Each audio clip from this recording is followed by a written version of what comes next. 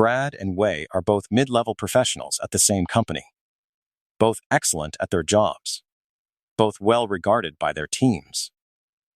Brad is in 5 meetings a week, status updates, coordination syncs, project check-ins. He runs them well. He is prepared, organized, and reliable. Wei is in fewer meetings overall, but 3 of them are different in kind. Smaller rooms, fewer people, conversations where direction gets set rather than reported on. Same level, same company, same general competence. But Brad's meetings are downstream of decisions. Wei's meetings are where the decisions happen. This video is about the difference between those 2 meeting types and why getting into the second kind is one of the highest leverage things you can do for your career right now. If most of your week is spent in execution meetings, you are doing real and necessary work. Status updates. Coordination. Project tracking organizations need this, and someone has to do it well. But execution meetings are not where influence accumulates. They are downstream of decisions that were already made somewhere else. Decision meetings are different. Smaller, less frequent, often less visible on a calendar in terms of prestige, but this is where the frame gets set, where direction gets chosen, where careers actually move.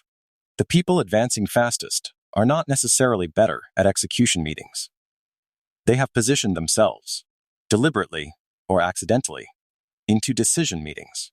And as AI absorbs more of the coordination and reporting work that fills execution meetings, the ratio between the 2 types is shifting, making decision meeting access more concentrated and more valuable than ever. Organizational research on meeting structures consistently identifies 2 functionally distinct categories, even though most calendars do not label them this way. Execution meetings exist to coordinate, update, and synchronize. Status reports, project check-ins, stand-ups. The purpose is information transfer about decisions already made elsewhere.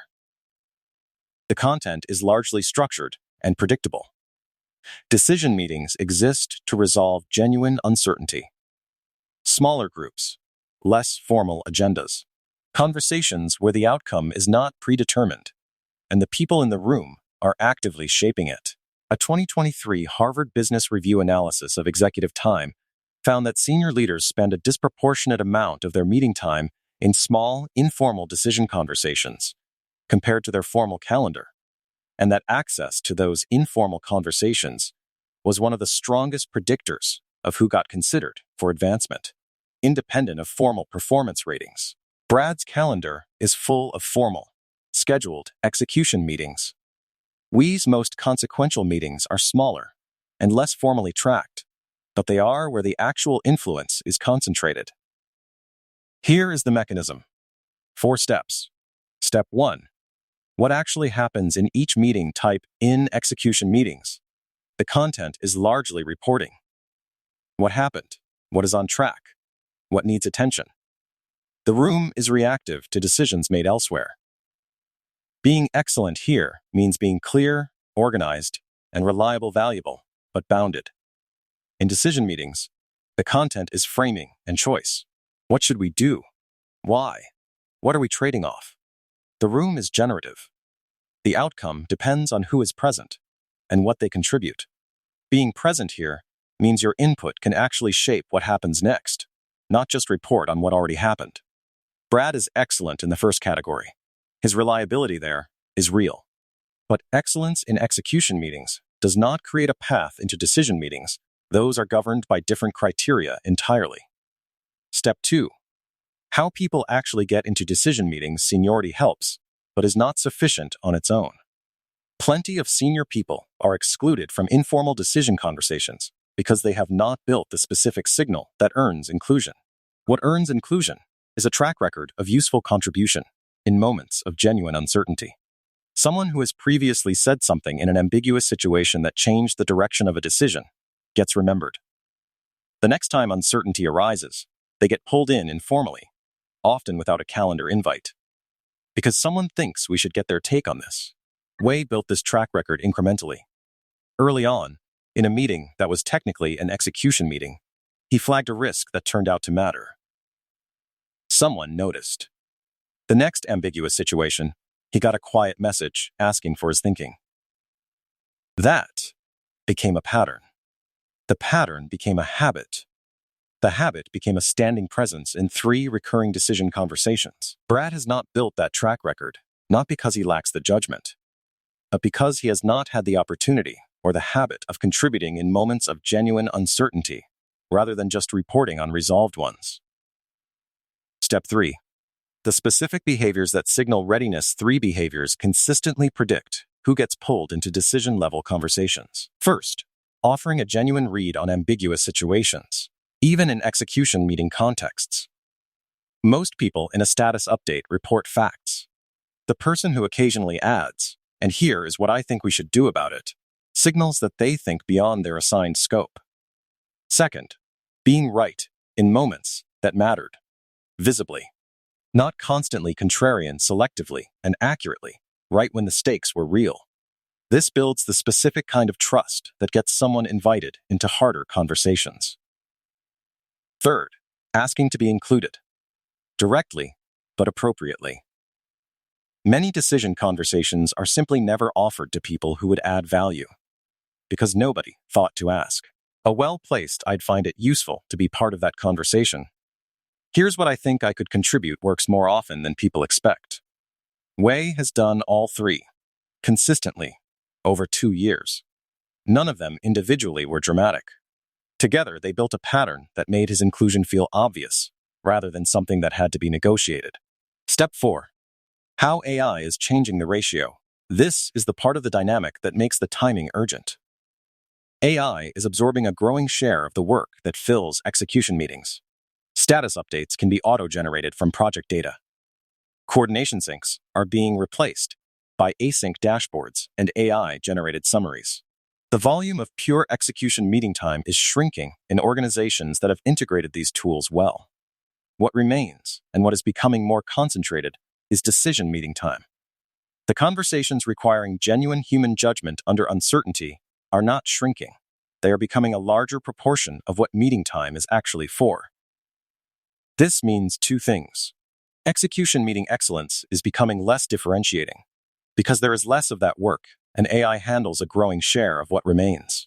And decision meeting access is becoming more valuable, because it is a smaller and more concentrated category of activity that increasingly defines who shapes outcomes.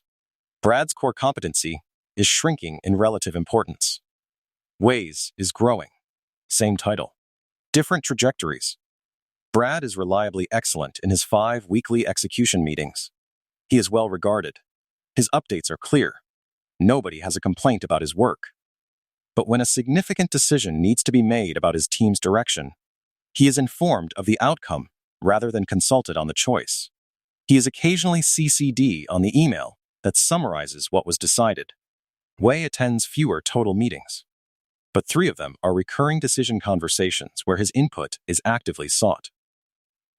He has shaped the direction of 2 significant initiatives in the last year, not through formal authority, but through being the person who's read on the situation people wanted before committing. When the next promotion cycle comes, Wei's name is already familiar to the people making the decision, not because of a performance review, but because they have been in rooms with him where his judgment was visible. Brad's performance review is also strong, but strong performance reviews and decision room visibility are evaluated through different channels, and only one of them tends to determine who gets considered for the next level. 1 identification. This week, find 1 recurring meeting in your organization where decisions, not updates, are actually made. Not the biggest, most senior meeting. Just 1 real decision conversation that happens regularly, that you are currently not part of. If you are not sure which meetings qualify, look for the conversations that happen after the official meeting, the smaller follow-up, where 3 or 4 people actually decide what to do about what was discussed. That smaller conversation is usually the real decision meeting. Once you have identified it, ask a specific question. What does the person who is in that room know or do that I do not? Sometimes the answer is information they have context you do not have access to yet. Sometimes it is a track record. They have been right in a previous moment of uncertainty and earned the seat. Sometimes it is simply that nobody has thought to ask whether you should be there. That gap information, track record, or visibility is your specific target. Close it deliberately rather than waiting for an invitation that may never come on its own. Brad and Wei both do good work. Only one of them is in the rooms where direction gets set. The difference was not talent. It was a pattern of small contributions in moments of genuine uncertainty, repeated consistently enough to build a track record that made inclusion feel natural rather than negotiated. As AI absorbs more of the execution meeting workload, this distinction is becoming sharper. The meetings that remain valuable are increasingly the ones requiring real human judgment under real uncertainty, and access to them is becoming the thing that separates trajectories that look identical on paper. The question worth sitting with is not, am I good at my job? It is, am I in any room where the answer to a genuinely uncertain question gets decided? And if not, what specifically would change that? Getting into the room is one kind of skill. What you actually do once you are there, how you contribute, when you speak, how you build on rather than compete with what is being said, is a completely different skill, and one most people have never been taught. That is what comes next.